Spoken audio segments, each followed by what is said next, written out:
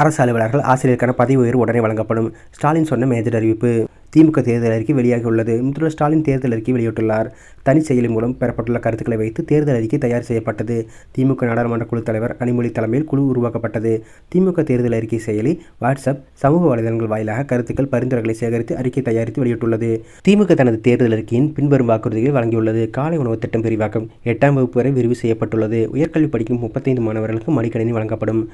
இல்லத்தரசிகளுக்கு coupon என்ற பெயரில் 8000 ரூபாய் மதிப்பிலான கூப்பனை பயன்படுத்தி washing machine, TV, fridge, mixie, microwave oven மற்றும் மின்சார அடுப்புகள் போன்ற வீட்டு உபயோகப் பொருட்களை வருமான வரி செலுத்தாத குடும்பங்களைச் சேர்ந்த இல்லத்தரசிகள் புதிதாக வாங்கிக் கொள்ளலாம் அல்லது ஏற்கனவே பயன்படுத்தி வரும் பழைய பொருட்களுக்கு புதிய பொருட்களை பெற்றுக்கொள்ளலாம்.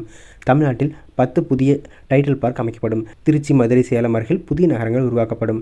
மகளிர் உரிமைத் தொகை 2000 உயர்த்தப்படும். விவசாயிகளுக்கு நவீன பம்ப் செட் அமைத்து தரப்படும்.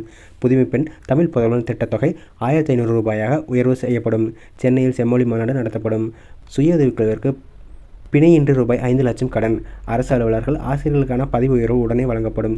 அரசு ஊழியர்களுக்கான காலி இடங்கள் உடனே நிரப்பப்படும். அதற்கான தேர்வுகள் வாரியாக பணியிடங்கள் நிரப்பப்படும் என்று முதல்வர் ஸ்டாலின் திமுக தேர்தல் அறிக்கையில் தெரிவித்துள்ளார்.